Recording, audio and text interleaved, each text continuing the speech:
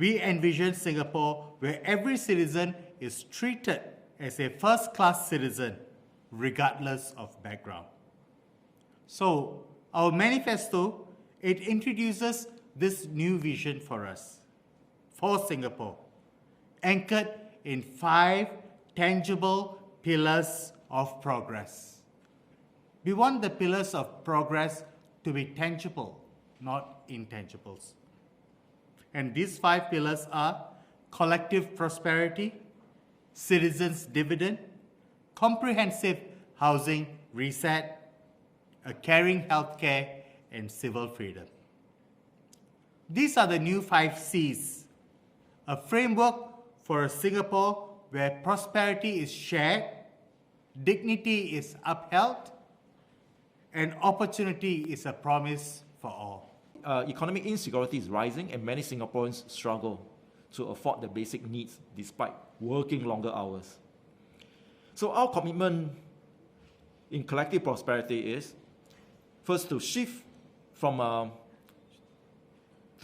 from a GDP-focused policies, right? So shift from GDP-focused policies to a well-being economy that prioritizes fair wages, job security, with a citizens-first hiring policy, and sustainability growth for all and not just for the elites. Secondly, support local businesses, especially the micro and small enterprises, by ensuring fairer procurement policies, tackling late payments, moderating rents, making grants more accessible, so that the local entrepreneurs who create jobs and drive grassroots innovation can thrive in an economy that has increasingly prioritized large corporations and foreign investments. And thirdly, we want to look at safeguarding sustainability and our planet. By taking decisive action to address climate challenges and promote sustainable living, to protect Singapore's green spaces and biodiversity by prioritizing brownfield redevelopment and ensuring greater transparency in land use decisions. Singapore in lower income brackets already struggle with financial insecurity. Without proactive measures, the income gap will widen as global economic pressures mount. Temporary schemes like vouchers or rebates provide momentary relief, but fail to offer the consistent support needed, right, in the face of this historic global challenge. So our commitment around here is a few things. First, champion the citizens' dividend, right? An unconditional cash transfer that serves as a financial safety net for all Singaporeans. Starting with the most vulnerable, it will progressively expand, right, universally, ensuring a reliable income floor for everyone.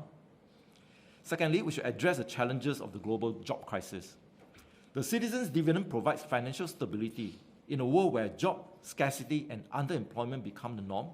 It empowers individuals to seek better opportunities, reskill, and also innovate without the constant stress of financial survival. It serves as a safety net for Singaporeans in an uncertain future. Third, we should prevent societal fractures.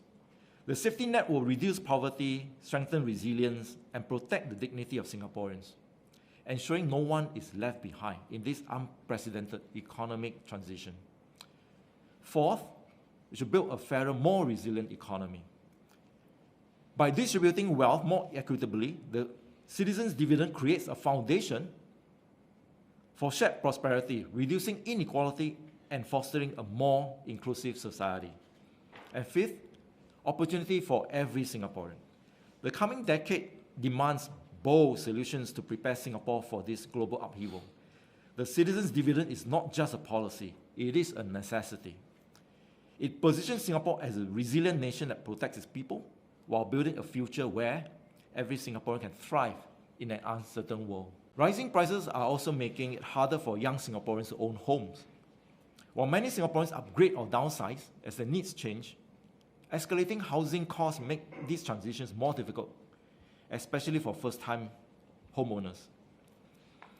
A lack of housing options also force lower-income Singaporeans into rental cycles. Currently, the bottom 20% of income earners struggle with home ownership as they have limited pathways. So, without intervention, they are locked out of property ownership, and that further deepens the inequality. So our commitment here is to champion SERS for all, SERS. So every HDB estate should be eligible for selective en bloc redevelopment scheme, ensuring older flats retain value and are renewed instead of being left to decay. Ensure sustainable price appreciation. We do so by managing HDB price growth at 3 to 5% annually through better calibrated land valuation, housing supply adjustments, and market intervention tools to keep public housing within reach. Expand public rental housing and introduce a rent-to-own scheme. This proposal will provide a structured pathway to home ownership. How much it will cost? It will be in the billions, that's for sure. I think it will be in the range of about 2 to 4 billion per year. Yeah. So we think that will be in that range, but the number is in our shadow budget that we presented. But I think in principle we must have the political will to make this a reality, because the world is, like we said, the world is changing. In the past, dividends like this, they may not be a mainstream thought, but now it has become increasingly more so. Alaska has such a fund, so we need to see how this is possible, and we need to pilot it for people. Yeah. I mean, of course, as a responsible and credible opposition party, we are not asking for our reserves to be touched. We are not, right? There are, I mean, if you look at our surplus this year, there was like 4.4% of surpluses. That is a lot of money. You actually don't need to touch our reserve to reserves for this citizens' dividend. Year after year, I think the Singapore government has got a track record of having surpluses, and I think a lot of this can be covered from the different taxation that we have. We don't believe in draining our reserves. I can't emphasize that enough, because this is a Singapore in which my daughter and my son lives. This is a Singapore in which I have grandchildren, in which my grandchildren will live. A Singapore where they will raise their own families in the future, long after I am gone. And of course, speaking personally, I don't want our reserves, our umbrella for the rainy day, to be non-functioning. As a responsible political party, that's not our intention at all. So we will make the proposals that we have put forward. They can be made operational if we have changes, if we make changes to our tax policies. Our policies today, we feel it favors the rich, or rather the super rich, the billionaire class, the elites, and the well-connected over ordinary Singaporeans. I cannot stress that enough, because inequality is the real deal that we are fighting. It's not race, language, or religion. I mean, it's not that race, language, or religion are not fault lines. They are fault lines, but they will be with us for a very long time, and we will learn how to navigate them through the generations. And we have done that. We have done that, right? So the biggest fault line we feel is the class divide.